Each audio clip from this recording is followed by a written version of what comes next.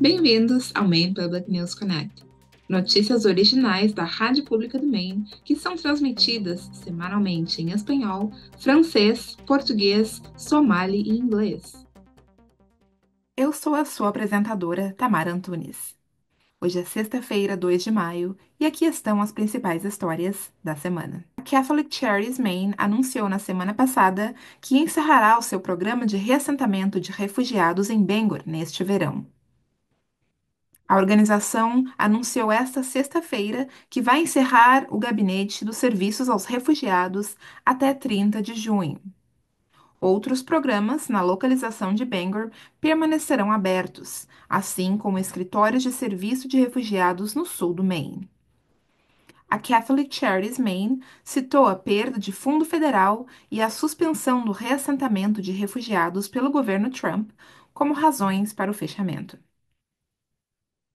Não houve novas chegadas de refugiados desde 13 de janeiro e a organização conclui os seus serviços de reassentamento de 90 dias para todos os clientes na área.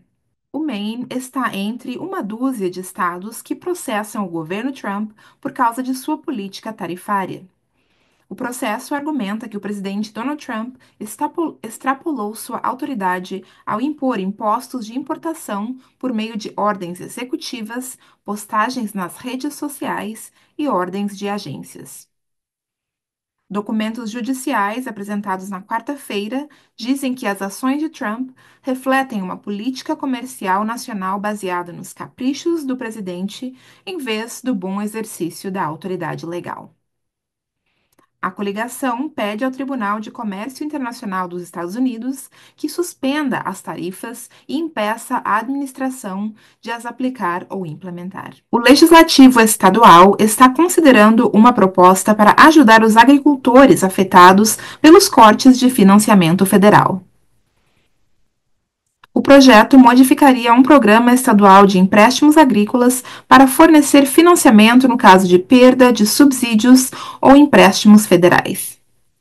Os legisladores dizem que há dinheiro atualmente disponível no fundo e redefinir para que ele possa ser usado colocará menos pressão sobre outras fontes de financiamento. O Departamento Agrícola dos Estados Unidos cancelou milhões de dólares em fundos e empréstimos aos agricultores do Maine nos últimos meses. Portland viu um aumento recente na overdose de drogas. Houve 43 overdoses, duas delas fatais, desde 10 de abril, de acordo com o Departamento de Polícia de Portland. As autoridades de saúde da cidade dizem acreditar que as overdoses podem ser causadas por drogas contaminadas. A cidade vinha vendo um declínio constante nas overdoses. Esse foi o Maine Public News Connect. Nos vemos da próxima vez. Um agradecimento aos nossos excelentes parceiros da comunidade por apoiarem e contribuírem para este programa. O Maine Public News Connect é possível graças a apoiadores individuais e fundações de todo o Maine, bem como a Seaport Credit Union, Hannaford Supermarkets, IDEX, Maine Housing, Coastal Enterprises, CoverMe.gov, Sam L. Cohen Foundation, Ku and Patricia Wayne e o Maine Health Access Foundation. O Maine Public News Connect é possível graças a Ku e Patricia Yuen, empenhados em fazer a ponte entre as diferenças culturais em nossas comunidades. Seaport Credit Union, comprometido com o bem-estar financeiro dos Mainers desde 1931. Locais em Augusta, Scarborough, Portland e em breve em Lewiston. Saiba mais em seaportcu.org. Supermercados Hannaford, celebrando a diversidade dos seus colaboradores, clientes e comunidades, e empenhado em fomentar um ambiente acolhedor. Juntos, eles são maiores que as compras. Saiba mais em hannaford.com.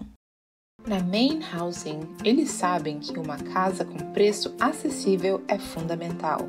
O programa First Generation dá aos Mainers a oportunidade de serem os primeiros da sua família a possuir uma casa.